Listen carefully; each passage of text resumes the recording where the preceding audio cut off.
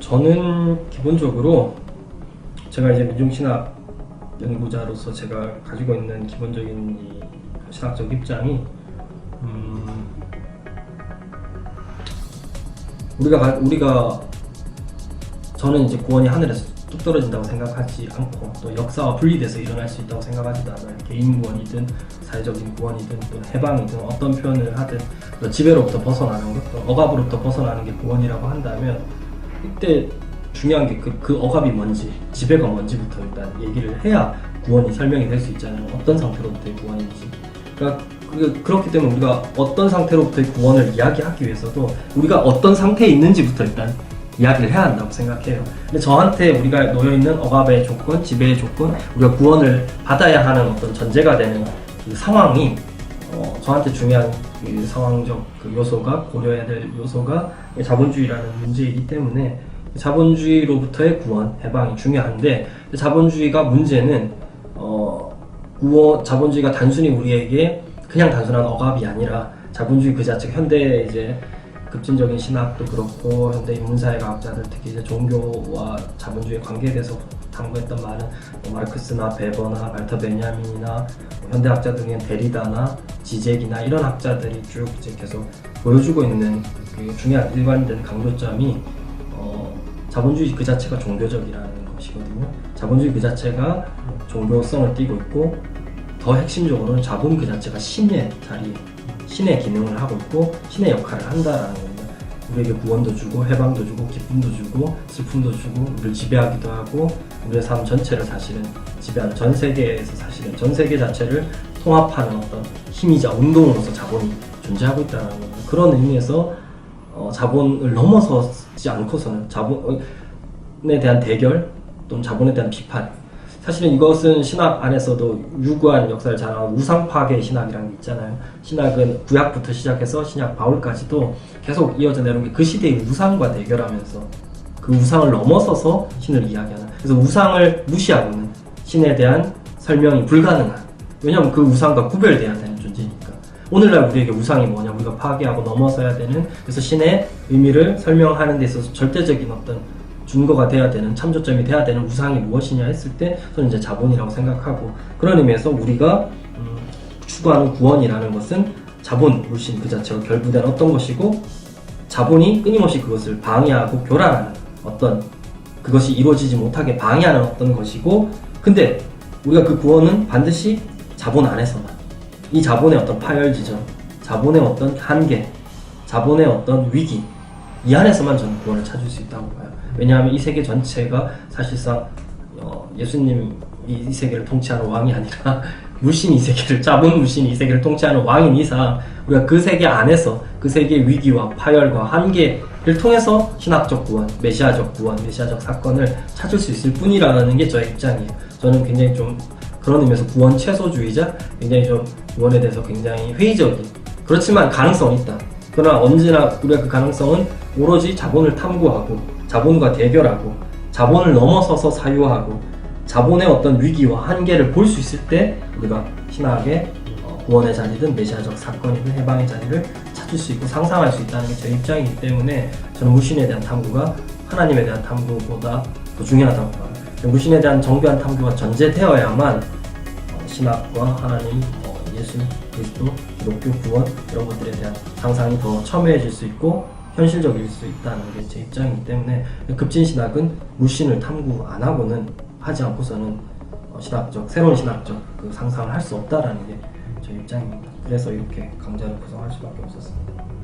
당장 뭐 대안을 이야기하기보다는 지금 우리가 자본과 대결하는 방식에 대한 문제 제기가 먼저 선행돼야 된다고 생각을 해요.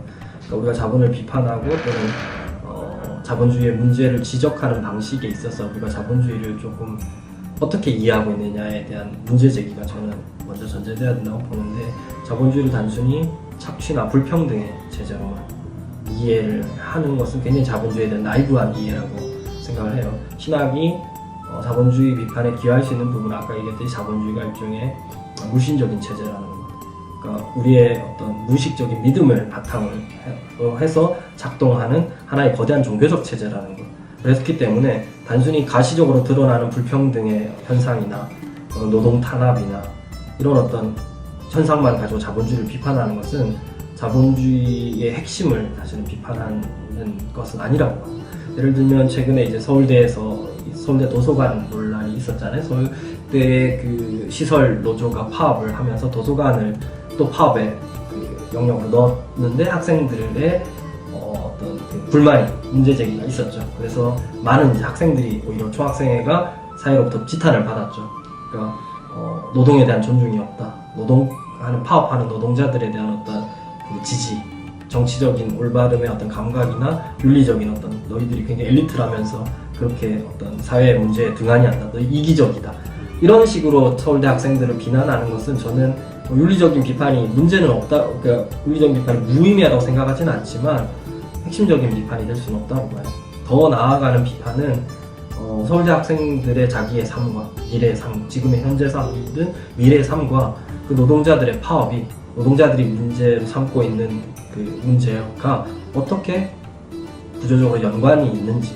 그래서 시설 노동자들의 파업이 단순히 자기들의 도서관 출입을, 도서관에서 공부를 방해하는 문제가 아니라 자기들의 삶의 미래와도 어떻게 연결되는지를 설명하는 속에서 서울대 학생들의 어떤 그 행동에 대한 어떤 비판을 해야지, 그냥 다른 존재에 대해서, 다른 집단에 대해서, 노동자 집단에 대해서 엘리트 집단으로서 어떤 도덕적인 어떤 연대의 어떤 감수성이 부족하다, 이렇게 비판하는 것은 별로 어떤 유의미한 비판이 될 수 없다고 봐요. 그러니까 어떤 그게 무의미하다고 보진 않지만 생산적인 비판이 되려면 설명할 수 있는 비판이 있어야 된다는 건데, 그런 의미에서 우리가 이제 자본주의에 대한 좀 더 탐구가 필요하다고 보는 것이고요.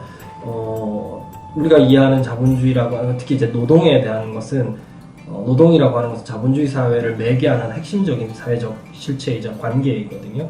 그건 노동하는 노동자만의 문제가 아니라 이 노동을 자본주의 사회는 가치의 실체로 삼고 있기 때문에 이 노동의 문제를 이 서울대 학생들이 노동자들의 문제로 바라보지 않고 가치의 실체인 자본주의 사회의 어떤 핵심적인 문제, 그리고 본인들에게도 관련되어 있는 문제로 이해시켜야 되고 또 이해할 수 있어야만 사실은 문제에 대한 이제 올바른 방향, 해결의 방향이 모색될 수 있다고 생각해요. 이것은 하나의 예인데, 급진신학 탐구에서도 저는 윤리적이고 도덕적인 어떤 대안이나 우리의 선택지를 말하기 전에 좀 더 구조적으로 사회적 존재론적 관점에서 우리가 이 자본주의 사회에서 우리가 다뤄야 할, 우리를 매개하고 우리를 서로 연결시키는 어떤 근본적인 어떤 구조적인 요소들, 이런 것들을 탐구함으로써 어떤 문제에 대한, 사안에 대한 우리의 연대가 단순히 나와 관계없는 다른 사람에 대한 어떤 나의 도덕적 책임감이나 윤리적인 감수성에서 비롯되는 어떤 연대가 아니라 사회 구조적인, 사실은 우리가 모두 공유하고 있는 어떤 문제로 인지되는 그런 어떤 상황을 목표로 이런 공부들을 저는 좀 해봐야 한다고 생각을 해요. 오늘날 뭐 지금 이제 신학적인 주제, 신학적인 것이라고 불리우는 어떤 신학적인 문제들이나 주제들이 굉장히 기독교 신학도들 뿐만 아니라 일반적인 어떤 인문 교양 독자들에게, 또 다른 인문사회학 분야의 어떤 연구자들에게도 되게 관심사가 되고 있는데, 그런 의미에서 이 강좌가 지금 강좌의 제목으로도 삼았지만 현대신학과 현대인문사회학이 만나는 어떤 교차점으로서의 중요한 신학적 주제들을 같이 공부하면서 신학에 대해서 일종의 어떤 신학 연구자의 어떤 특권, 이런 것도 좀 내려놓고 같이 다양한 가능성에서의 질문들과 토론 가능성을 열어두고 함께 공부하는, 그래서 이 급진신학 연구과정은 연구과정이라는 이름을 달고 있기 때문에 기본적으로 어떤 그 열심히 공부하는 걸 전제로 하지만, 그건 일방적으로 제가 강의하는 시간이 아니고요. 어떤 텍스트들, 그리고 그 텍스트들을 제가 다 지지해서 선택한 것도 아니고 중요하기 때문에 선택했는데, 입장은 여러 가지로 다 우리가 갈릴 수 있는데 그런 중요한 텍스트를 같이 읽는 데 1차적인 초점을 두고 있어요. 그래서